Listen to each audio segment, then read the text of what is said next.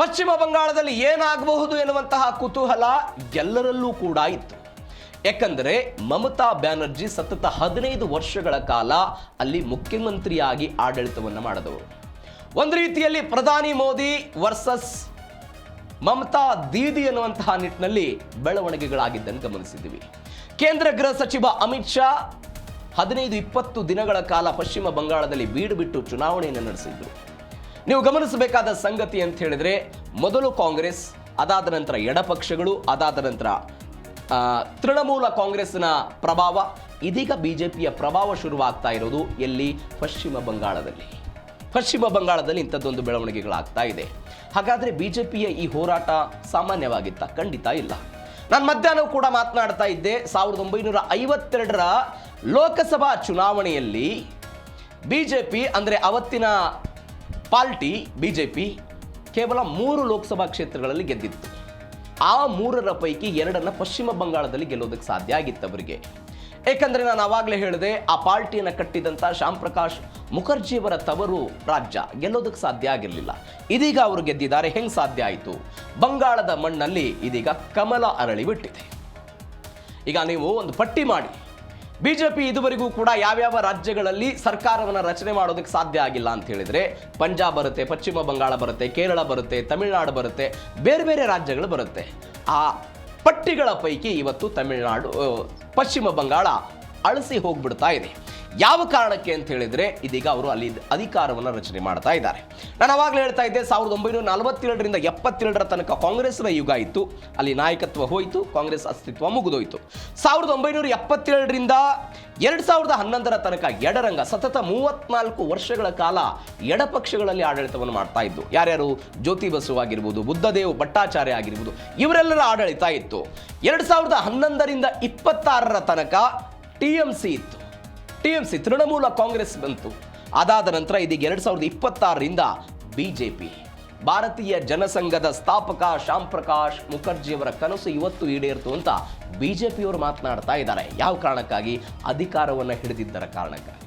ಹಾಗಾದ್ರೆ ಪಶ್ಚಿಮ ಬಂಗಾಳ ವಿಧಾನಸಭಾ ಚುನಾವಣೆಯ ಫಲಿತಾಂಶ ಏನಾಗಿದೆ? ಯಾರ್ಯಾರಿಗೆ ಎಷ್ಟು ಸ್ಥಾನ ಬಂತು ಅಂತ ನೋಡೋದಾದ್ರೆ, ಬಿಜೆಪಿ 204 ಸ್ಥಾನಗಳು, 204 ಸ್ಥಾನಗಳನ್ನು ಗೆದ್ದಿದೆ ಬಿಜೆಪಿ. ಟಿಎಂಸಿ ತೃಣಮೂಲ ಕಾಂಗ್ರೆಸ್ 83, 6 ಸ್ಥಾನಗಳನ್ನು ಕಾಂಗ್ರೆಸ್ ಮತ್ತು ಅದರ್ಸ್ನವರು ಗೆದ್ದಿದ್ದಾರೆ. Total 294, magic number 148. 148 ಯಾರು ಗೆಲ್ತಾರೆ ಅವರು ಇಲ್ಲಿ ಅಧಿಕಾರಕ್ಕೆ ಬರ್ತಾರೆ. 294 ವಿಧಾನಸಭಾ ಕ್ಷೇತ್ರಗಳಿರುವಂತಹ ರಾಜ್ಯ ಇದು. ಇದೀಗ ಅದರ ಪೈಕಿ 204ರಲ್ಲಿ ಬಿಜೆಪಿ ಗೆದ್ದಿದೆ, ಭಾರತೀಯ ಜನತಾ ಪಾರ್ಟಿ. ನೀವು ನೋಡಿ, 2021ರಲ್ಲಿ ಟಿಎಂಸಿ 213 ಗೆದ್ದಿತ್ತು, ಬಿಜೆಪಿ 77 ಗೆದ್ದಿತ್ತು, ಕಾಂಗ್ರೆಸ್ 0 ಆಗಿತ್ತು, ಒಂದು ಮುಸ್ಲಿಂ ಪಾರ್ಟಿ 1, ಪಕ್ಷೇತರರು 1 ಗೆದ್ದಿದ್ರು. ಗಮನಿಸಬೇಕಾದ ಸಂಗತಿ ಅಂತ ಹೇಳಿದ್ರೆ, ಕಳೆದ ಬಾರಿ ಸುವೇಂದು ಅಧಿಕಾರಿಯ ವಿರುದ್ಧ 1900 ಮತಗಳ ಅಂತರದಿಂದ ಇದೇ ಮಮತಾ ಬ್ಯಾನರ್ಜಿ ಚುನಾವಣೆಯಲ್ಲಿ ಗೆದ್ದಿದ್ರು. ಹಾಗಾದ್ರೆ 2021ರಲ್ಲಿ ಬಿಜೆಪಿ 77 ಸ್ಥಾನ ಗೆತ್ತಲ್ಲ, ಇಟ್ಸ್ ಈಜಿ. ನೀವು ಸ್ವಲ್ಪ ಹಿಂದಕ್ಕೆ ಹೋದರೆ 2016ರಲ್ಲಿ ಬಿಜೆಪಿಯ ಸ್ಥಾನಗಳು ಕೇವಲ 3 ಆಗಿತ್ತು. ಕೇವಲ 1 ಸಂಖ್ಯೆಯಲ್ಲಿದ್ದಂಥ ಬಿಜೆಪಿ 2021ರಲ್ಲಿ 77 ಸ್ಥಾನ ಗೆದ್ದಿದ್ರು. ಇದನ್ನು ನಾವು ಗಮನಿಸಬೇಕಾದ ಸಂಗತಿ. ಕಳೆದ ಬಾರಿಯೇ ಬಿಜೆಪಿ ಅಧಿಕಾರಕ್ಕೆ ಬರುತ್ತೆ ಅಲ್ಲಿ ಅನ್ನುವಂಥ ಚರ್ಚೆಗಳಾಗ್ತಾ ಇತ್ತು, ವಿಶ್ಲೇಷಣೆಗಳಾಗ್ತಾ ಇತ್ತು.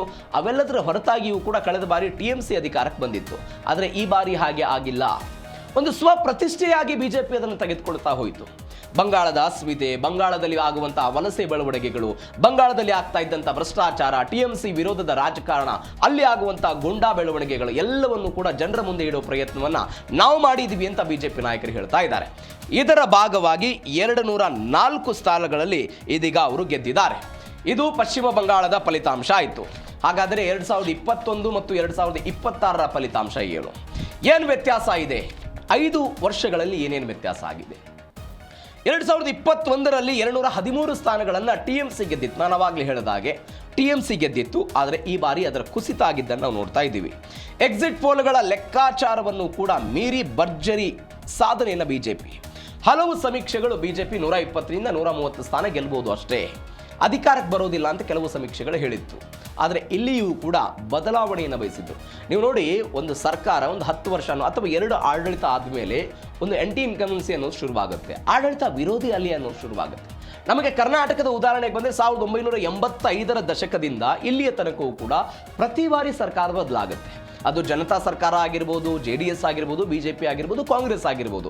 ಒಂದು ಬಾರಿ ಅಧಿಕಾರಕ್ಕೆ ಬಂದವರು ಮತ್ತೊಂದು ಬಾರಿ ಅಧಿಕಾರಕ್ಕೆ ಬಂದಿದ್ದಂಥ ಉದಾಹರಣೆ 80ರ ದಶಕದಿಂದ ಕರ್ನಾಟಕದಲ್ಲಿಲ್ಲ. ಇದನ್ನು ನೀವು ಗಮನಿಸಬೇಕಾದ ಸಂಗತಿ. ಆದರೆ ನೀವು ನೋಡಿ 34 ವರ್ಷಗಳ ಕಾಲ ಎಡಪಕ್ಷಗಳು ಪಶ್ಚಿಮ ಬಂಗಾಳವನ್ನು ಆಳಿದ್ವು. ಅದಕ್ಕಿಂತ ಮೊದಲು ಕಾಂಗ್ರೆಸ್ ಇತ್ತು. ಸತತ 15 ವರ್ಷಗಳ ಕಾಲ ಇದೇ ಮಮತಾ ಬ್ಯಾನರ್ಜಿ ಅವರು ಆಡಳಿತವನ್ನು ನಡೆಸಿದ್ರು. ಇದೀಗ ಅದರ ಅಂತ್ಯ ಆಗ್ತಾ ಇದೆ, BJP ಅಧಿಕಾರಕ್ಕೆ ಬರ್ತಾ ಇದೆ. ಇದು ನಾವು ಗಮನಿಸಬೇಕಾದಂತಹ ಸಂಗತಿ. ಹಾಗಾದರೆ ಮಮತಾ ಬ್ಯಾನರ್ಜಿ ಈ ಚುನಾವಣೆಯಲ್ಲಿ ಎಡವಿದ್ದಲ್ಲಿ ಏನೆಲ್ಲ ಬೆಳವಣಿಗೆಗಳಾಯಿತು, ಯಾವ ಕಾರಣಕ್ಕಾಗಿ ಸೋತ್ರು ಅನ್ನೋದನ್ನು ನೋಡ್ತಾ ಹೋಗೋದಾದ್ರೆ, ದಶಕಗಳಿಂದ ಬಂಗಾಳವನ್ನು ಆಳಿದ್ದಂಥ ಮಮತಾ ಬ್ಯಾನರ್ಜಿಗೆ ಅನಿರೀಕ್ಷಿತ ನಡೆ. ಹೆಂಗೆ ರಾಜಕಾರಣಕ್ಕೆ ಬಂದರು ಅನ್ನೋದನ್ನು ನಾವು ಸ್ವಲ್ಪ ನೋಡ್ಬಿಡೋಣ. ಈ ಹಿಂದೆ ಅವರು ಕಾಂಗ್ರೆಸ್ನಲ್ಲಿದ್ದರು. ಕಾಂಗ್ರೆಸ್ನಲ್ಲಿ ಭಿನ್ನಾಭಿಪ್ರಾಯ ಆಯಿತು. ಭಿನ್ನಾಭಿಪ್ರಾಯ ಆದ ನಂತರ ಸ್ವಂತ ಪಾರ್ಟಿಯನ್ನು ಕಟ್ಟಿದ್ರು. ತೃಣಮೂಲ ಕಾಂಗ್ರೆಸ್ ಅನ್ನು ಕಟ್ಟುವ ಮುಖಾಂತರ ರಾಜಕಾರಣಕ್ಕೆ ಬರೋದಕ್ಕೆ ಶುರುವಾಯಿತು. ಈ ಹಿಂದೆ BJP ಜೊತೆಗೆ ಅವರು ಮೈತ್ರಿ ಮಾಡಿಕೊಂಡಿದ್ರು. BJP ಜೊತೆಗೆ ಲೋಕಸಭಾ ಚುನಾವಣೆ, ಅದರ ಜೊತೆಗೆ ವಿಧಾನಸಭಾ ಚುನಾವಣೆಯನ್ನು ಕೂಡ ಅವರು ಎದುರಿಸಿದ್ದಾರೆ. ಎಲ್ಲಕ್ಕಿಂತ ಹೆಚ್ಚಾಗಿ 2006ರಲ್ಲಿ ಒಂದು ಬೆಳವಣಿಗೆ ಆಗುತ್ತೆ. ಏನು ಬೆಳವಣಿಗೆ ಆಗುತ್ತೆ ಅಂತ ಹೇಳಿದರೆ, ಕಾಂಗ್ರೆಸ್ನಲ್ಲಿದ್ದಂಥ ದೀದಿ 1998ರಲ್ಲಿ TMC ಶುರು ಮಾಡ್ತಾರೆ. ಭೂಸ್ವಾಧೀನ ವಿರೋಧಿ ಚಳುವಳಿಯನ್ನು ಶುರು ಮಾಡಿಬಿಡ್ತಾರೆ ಅವರು 2006ರಲ್ಲಿ. ಸಿಂಗೂರು ಹೋರಾಟ ಅಂತ ಕರೀತಾರೆ. ಸಿಂಗೂರು ಹೋರಾಟ ಯಾವ ಕಾರಣಕ್ಕಾಗಿತ್ತು? ರೈತರ ಭೂಮಿಯನ್ನು ವಶಪಡಿಸ್ಕೊಳ್ತಾ ಇದ್ದಾರೆ, ಅದರ ವಿರುದ್ಧ ನಾನು ಹೋರಾಟ ಮಾಡ್ತೀನಿ ಅಂತ ಹೋರಾಟ ಮಾಡ್ತಾರೆ. 2007ರಲ್ಲಿ ಒಂದು ನಂದಿಗ್ರಾಮ ಹೋರಾಟ ಆಗುತ್ತೆ. ಆ ಹೋರಾಟದ ಮುಂಚೂಣಿಯನ್ನು ಕೂಡ ಇವರೇ ತೆಗೆದುಕೊಳ್ತಾರೆ. ಮಾತಿ ಮತ್ತು ಮನುಷ್ಯ, ಅಂದರೆ ತಾಯಿ, ಮಣ್ಣು ಮತ್ತು ಮನುಷ್ಯ, ಈ 3 ವಿಚಾರಗಳನ್ನು ಇಟ್ಕೊಂಡು ಈ ಮಮತಾ ಬ್ಯಾನರ್ಜಿ ಚುನಾವಣಾ ರಾಜಕಾರಣಕ್ಕೆ ಬರ್ತಾರೆ. ಆದರೆ 2011ರಲ್ಲಿ ಅಧಿಕಾರವನ್ನು ಹಿಡಿದುಕೊಂಡು ಇವರು ಅಧಿಕಾರವನ್ನು ನಡೆಸೋದಕ್ಕೆ ಶುರು ಮಾಡ್ತಾರೆ. ಇವರು ಫಿಕ್ಸ್ ಮಾಡಿದ್ದಂಥ ಅಸೆಟ್ಗಳು ಏನಾಗಿತ್ತು ಅಂತ ಹೇಳಿದ್ರೆ, BJP ಹೊರಗಿನ ಪಾರ್ಟಿ ಪಶ್ಚಿಮ ಬಂಗಾಳಕ್ಕೆ ಬಂಗಾಳದ ಮಗಳೇ ಬೇಕು ಅಂತ ಹೇಳುವಂತಹ ಪ್ರಯತ್ನಗಳನ್ನು ಮಾಡ್ತಾ ಬಂದಿದ್ರು. ಬಂಗಾಳಕ್ಕೆ ಹೊರಗಿನವರು ಬೇಡ, ಬಂಗಾಳದ ಮಗಳೇ ಬಂಗಾಳವನ್ನು ನೋಡ್ಕೊಳ್ತಾರೆ ಅಂತ ಇದೇ ಮಮತಾ ಬ್ಯಾನರ್ಜಿ ಮಾಡಿದ್ರು. ಅವರು ಅಧಿಕಾರಕ್ಕೆ ಬರುವಂತಹ ಸಮಯದಲ್ಲಿ ಪರಿವರ್ತನ್ ಅನ್ನುವಂಥ ಒಂದು ಟ್ಯಾಗ್ಲೈನ್ ಮುಖಾಂತರ ಅಧಿಕಾರಕ್ಕೆ ಬಂದಿದ್ರು. ಅಂದರೆ ನೀವು ನರೇಂದ್ರ ಮೋದಿ ಅವರ ಅಧಿಕಾರಕ್ಕೆ ಬರುವಾಗ 2019ರಲ್ಲಿ ಅಪ್ಕಿ ಬಾರ್ ಮೋದಿ ಸರ್ಕಾರ ಅನ್ನುವಂಥ ಸ್ಲೋಗನ್ಗಳನ್ನು ತಂದಿದ್ರಲ್ಲ, ಅದೇ ರೀತಿಯಾಗಿ ಪರಿವರ್ತನ್ ಅನ್ನುವಂಥದ್ದನ್ನು, ಅಂದರೆ ಕಮ್ಯುನಿಸ್ಟ್ ಆಡಳಿತದಿಂದ ಇಡೀ ಪಶ್ಚಿಮ ಬಂಗಾಳವನ್ನು ನಾವು ಪರಿವರ್ತನೆ ಮಾಡ್ತೀವಿ ಅನ್ನುವಂಥ ನಿಟ್ಟಿನಲ್ಲಿ ಬಂದಿದ್ದರು. ಆದರೆ ಅನೇಕ ಬೆಳವಣಿಗೆಗಳಿಂದ ಈ ಬಾರಿ ಅವರು ಚುನಾವಣೆಯನ್ನು ಸೋತಿದ್ದಾರೆ. ಇದು ಯಾವ ಕಾರಣಕ್ಕಾಗಿ ಎಡವಿದ್ರು, ಏನು ಎತ್ತ ಅನ್ನೋದನ್ನು ನಾವು ನೋಡ್ತಾ ಇದ್ದೀವಿ. TMC ಭದ್ರಕೋಟೆಯಲ್ಲೇ ಇದೀಗ ಎಲ್ಲವೂ ಕನ್ನ ಹಾಕಿ ಎಲ್ಲವೂ ಆಗಿದೆ. ಹಾಗಾದರೆ ಸೋಲಿಗೆ ಪ್ರಮುಖ ಕಾರಣಗಳೇನು? ಮಮತಾ ಬ್ಯಾನರ್ಜಿಯ ಸೋಲಿಗೆ ಪ್ರಮುಖ ಕಾರಣಗಳೇನು? ಸಹಜವಾಗಿ ಆಡಳಿತ ವಿರೋಧಿ ಅಲೆ ಮತ್ತು ಪಕ್ಷದ ನಾಯಕರ ಭ್ರಷ್ಟಾಚಾರಗಳು. 2 ದಿನಗಳ ಹಿಂದೆ ಇದೇ DNAಯಲ್ಲಿ ನಾವು ಒಂದು ಸುದ್ದಿ ನೋಡಿದ್ವಿ. TMC ಒಂದು ಆಂತರಿಕ ರಿಪೋರ್ಟ್ ಅನ್ನು ತಯಾರು ಮಾಡಿದೆ. ಆ ಆಂತರಿಕ ರಿಪೋರ್ಟ್ನಲ್ಲಿ ಕೆಲವೊಂದಿಷ್ಟು ವರದಿಗಳು ಬಹಿರಂಗ ಆಗಿದೆ.